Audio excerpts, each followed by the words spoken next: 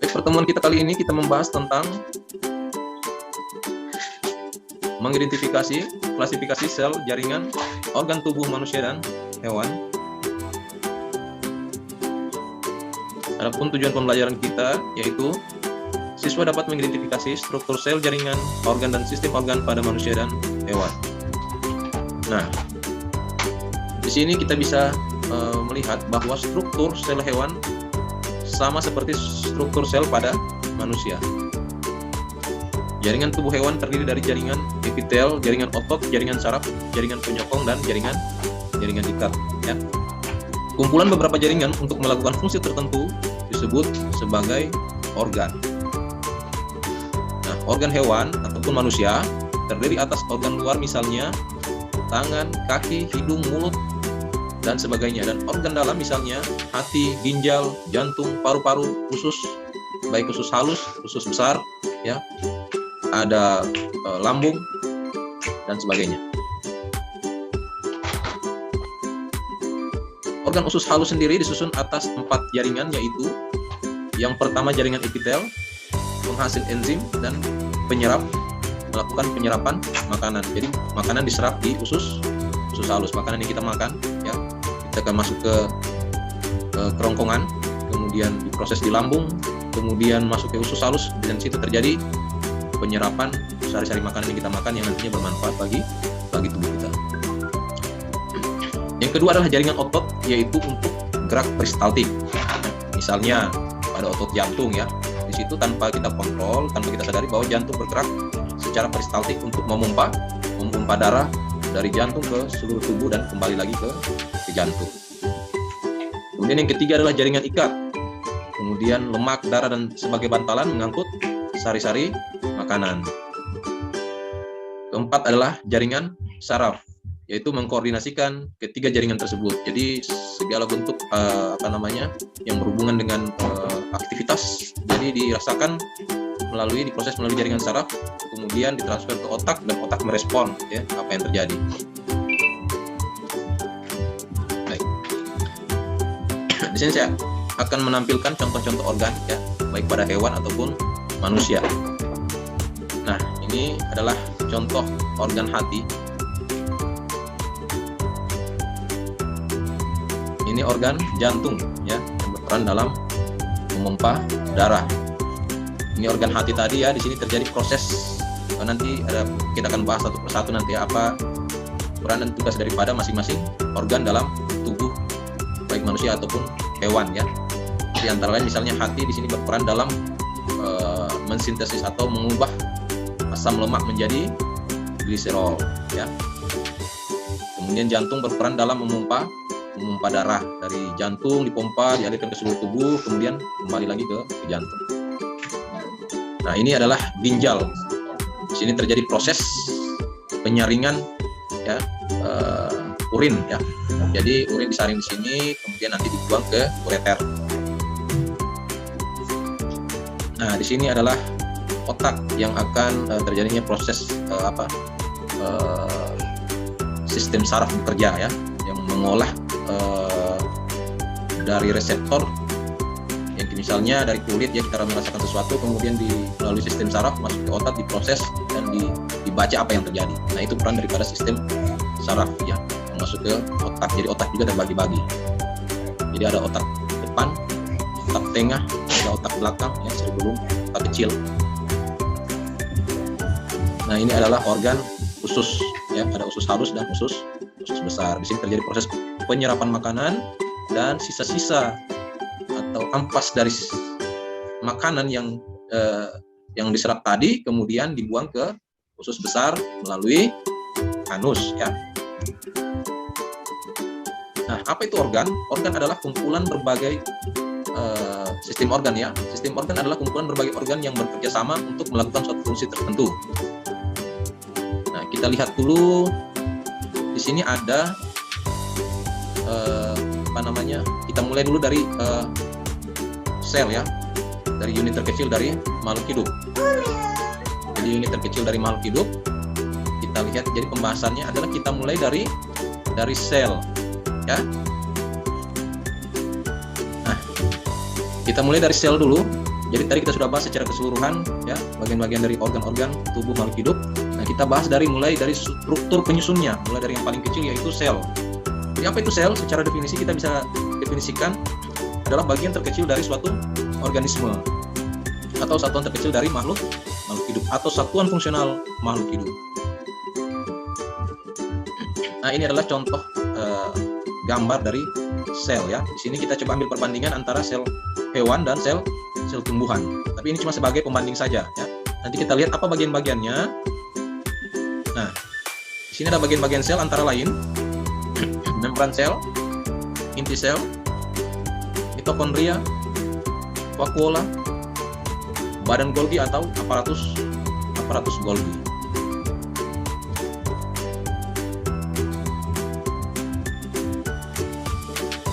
Kemudian kita lihat fungsi-fungsi atau bagian-bagian dari sel.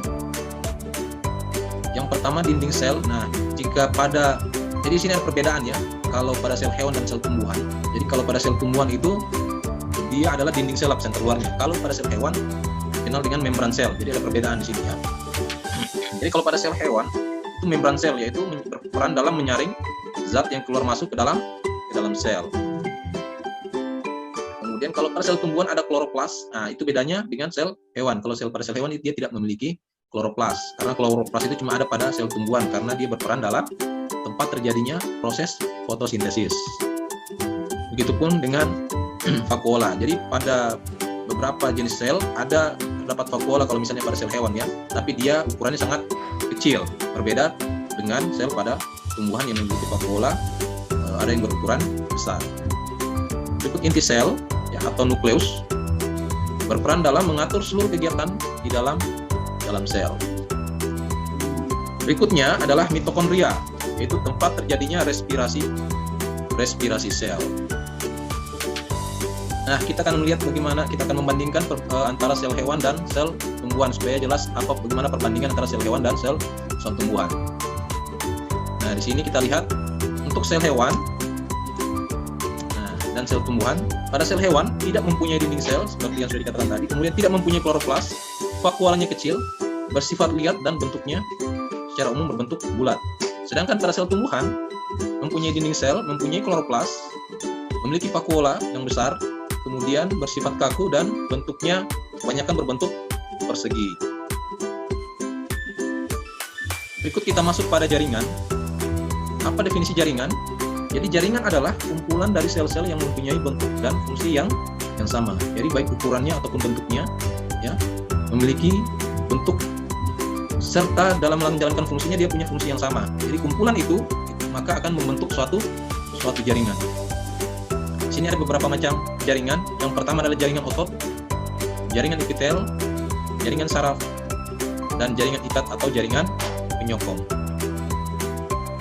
Nah, di sini akan ditampilkan beberapa gambar dari jaringan ya. Di sini adalah jaringan epitel ya. Jaringan epitel ini menyusun lapisan epidermis atau lapisan terluar dari makhluk hidup. Jadi misalnya kita pada manusia, jadi pada kulit kita ini ya, jaringan epidermis atau kulit terluar kita itu adalah disusun dari jaringan epitel ya. Kemudian di sini ada jaringan otot ya. Ini jaringan otot. Kemudian ada jaringan saraf ya. Kemudian ada jaringan, nah di sini ada contoh misalnya ini darah ya. Kemudian ada jaringan penyusun tulang atau jaringan penyokong. Nah, jaringan otot adalah jaringan yang berfungsi untuk alat gerak kita. Jadi kita bergerak, jadi otot berperan dalam fungsi gerak kita. Nah, ini tampilan gambar jaringan yang menyusun dari jaringan otot. Berikut adalah jaringan saraf, yaitu jaringan yang berfungsi untuk mengantarkan impuls atau rangsang menuju ke otak. Nanti baru di otak nanti diproses apa yang dibaca ketika rangsangan dihantarkan atau impuls dihantarkan ke otak. Nah, ini contoh sel saraf ya, yang mengantarkan impuls menuju ke otak. Berikut adalah jaringan epitel, yaitu jaringan yang berfungsi untuk menutupi atau melapisi tubuh.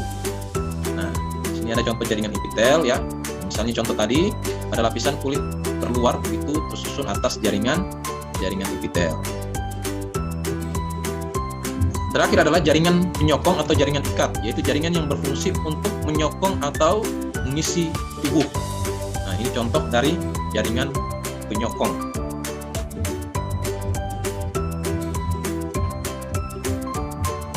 Baik, berikut kita masuk pada organ ya. Tadi kita sudah bahas tentang sel, kemudian jaringan, dan sekarang kita masuk pada organ. Apa itu organ? Jadi organ adalah kumpulan dari beberapa macam jaringan yang berfungsi sama. Jadi jaringan-jaringan yang punya fungsi yang sama, maka dia akan membentuk organ.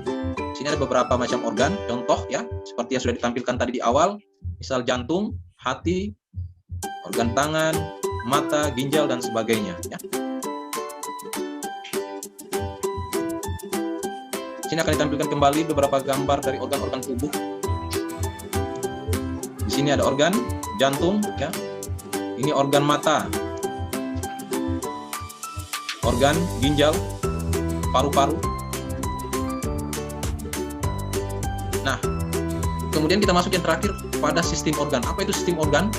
Sistem organ adalah gabungan dari beberapa organ yang saling bekerja sama. Jadi ada beberapa macam organ yang bekerja sama dalam melakukan fungsi, itu disebut sebagai sistem organ. Misalnya apa? Nah, misalnya pada sistem organ pencernaan. Jadi ada beberapa organ yang bekerja sama di situ. Misalnya kalau pada sistem organ pencernaan, ya, misalnya, nah di sini ada peran dari misalnya dari mulut, organ mulut, tempat masuknya makanan dikunyah di situ dengan untuk menghancurkan makanan, kemudian masuk melalui kerongkongan, melewati lambung, kemudian di sini lagi diproses untuk menghancurkan makanan, dan seterusnya masuk ke usus halus. Di situ terjadi penyerapan sari-sari makanan, dan sisanya yang tidak terserap oleh usus atau tubuh maka akan dibuang melalui usus besar dan melewati anus. Baik, mungkin itu antara lain ya untuk materi kita tentang sistem organisasi makhluk hidup, pembahasan tentang sel, kemudian jaringan organ dan sistem organ pada makhluk hidup, yaitu pada hewan ataupun pada manusia. Demikian yang bisa saya sampaikan, semoga bermanfaat.